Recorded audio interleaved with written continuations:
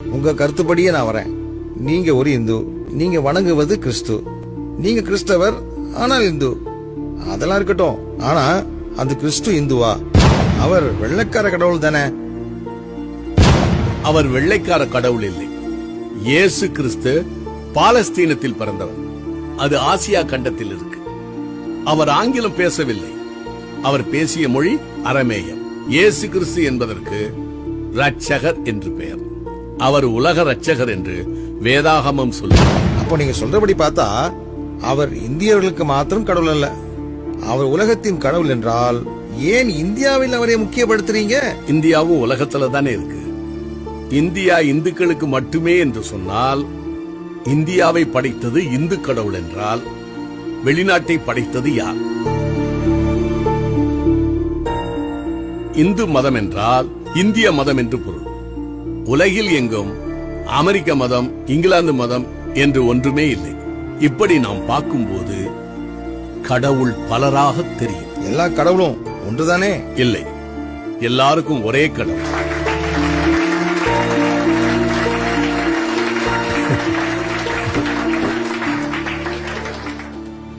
உங்க பெயர் கிறிஸ்தவ பெயரா தெரியலையே. உங்க அப்பாவுக்கு நீங்களா பேர் வச்சீங்க? ஐ அப்ஜெக்ட் திஸ் யுவர் ஆனர். இல்லையா, நான் ஒரு உதாரணத்துக்கு தான் கேட்கிறேன். Your honour. பப்ளிக் ப்ராசிக்யூட்டர், உங்க ஆன்சர்? என்னங்க நீங்க பேசுறது குதர்க்கமா இருக்க. அப்பாவுக்கு புள்ள எப்படி பேர் வைக்க முடியும்? அதேதான் நானும் கேட்கிறேன். கடவுளுக்கு மனிதர் பெயர் வைக்க முடியாது. நீங்கள் சொல்லுகிற பெயரெல்லாம் மனிதன் கடவுளுக்கு வைத்த பெயர்.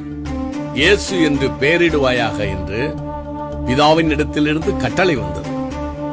இம்மானுவேல் என்று அழைக்கப்படுவார் என்றும் பிறப்பதற்கு முன்பாகவே பெயர் வைக்கப்பட்ட ஒரே கடவுள் இயேசு கிறிஸ்து. இந்து பெயர், கிறிஸ்தவ பெயர் என்று ஒன்று கிடையாது. மனிதனோ முகத்தை பார்க்கிறான், கடவுளோ இருதயத்தை பார்க்கிறார்னு பைபிள் சொல்லுது. என் பெயர் சிவஞானம். சிவம் என்றால் அன்பு. கடவுள் அன்பாயிருக்கிறார் என்றும் கிறிஸ்துவே ஞானம் என்றும் வேதம் சொல்லுகிறது. ஐ மீன் த பைபிள். ஆகையால் என் பெயர் கிறிஸ்தவ பெயர் தான். என்னுடைய மகனின் பெயர் குமரன். பிதா, குமாரன், பரிசுத்தாவி. இப்படி பார்த்தால் அவனுடைய பெயரும் கிறிஸ்தவ பெயர் தான். கனம் பொருந்திய நீதியரசரான ஐயாவின் பெயர் வெங்கடாசலபதி. வெம் என்றால் பாவம், கடம் என்றால் கடப்பது, அசலம் என்றால் மலை. உதாரணம் ஹிமாச்சலம், விருதாச்சலம். பதி என்றால் புருஷன், மலையின் மேல் பாவத்தை கடந்த புருஷன் அர்த்தம். அப்படி பார்த்தால் அதுவும் கிறிஸ்தவ பெயர் தான். உங்களுடைய பெயர் நாராயணன். நார் என்றால் நீர், அயனம் என்றால் படுத்துக் கொண்டிருப்பது. ஆவியானவர் ஜலத்தின் மேல் அசைவாடிக் கொண்டிருந்தார் என்று வேதத்தின் 2வது வசனம் சொல்லுகிறது. நாராயணன் என்றால் பரிசுத்த ஆவி என்றும் அர்த்தம். This is for your kind information. நீங்கள் இப்படி பேசுவது மத பிரச்சாரம் இல்லையா? இது மத பிரச்சாரம் அல்ல. ஏனென்றால் கிறிஸ்தவம் மதம் அல்ல, அது அனுபவம். மதம் மனிதன் கண்டுபிடித்தது. இயேசு கிறிஸ்துவே என்னை பின்பற்றுங்கள் என்று சொன்னாரே தவிர என் மதத்தை பின்பற்றுங்கள் என்று சொல்லவில்லை. ஆன்மீகம் வேறு, மதம் வேறு. மதம் மனிதன் கடவுளை தேடுவது, ஆன்மீகம் என்பது கடவுள் மனிதனை தேடுவது. இதுதான் வித்தியாசம். நான் மதத்தை பற்றி பேசவில்லை, ஆன்மீகத்தை பேசுகிறேன். பானி, வெள்ளம், நீலு, வாட்டர், கங்கை, கூவம் எல்லாமே தண்ணீர் தான். இவை மதங்களின் பெயர்கள். எந்த தண்ணீர் நம்முடைய தாகத்தை தீர்க்கின்றதோ அது ஆன்மீகம்.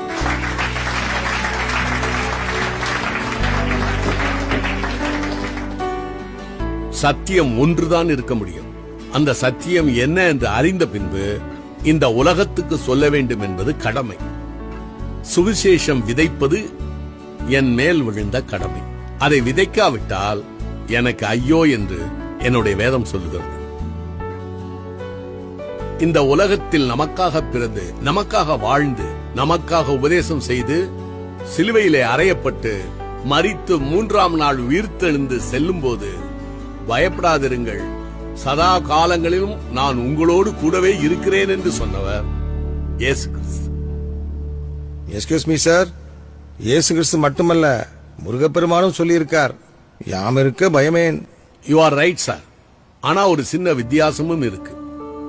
யாம் இருக்க பயமேன் என்று சொன்ன முருகப்பெருமான் கையில் வேல் இருக்கிறது. பயப்படாதிருங்கள் என்று சொன்ன இயேசு கிறிஸ்துவின் கைகளில் நமக்காக சிலுவையில் மரித்த காயம் இருக்கிறது. நீங்கள் உலகமெங்கும் போய் சுவிசேஷத்தை அறிவியுங்கள் என்று சொன்னவர் இயேசு கிறிஸ்து. அதைத்தான் ஒவ்வொரு உண்மையான கிறிஸ்தவனும் சொல்லிக் கொண்டிருக்கிறார். நானும் சொல்லுகிறேன். இதை ஏற்றுக்கொள்வதும் ஏற்றுக்கொள்ளாமல் இருப்பதும் அவரவர் விருப்பம்.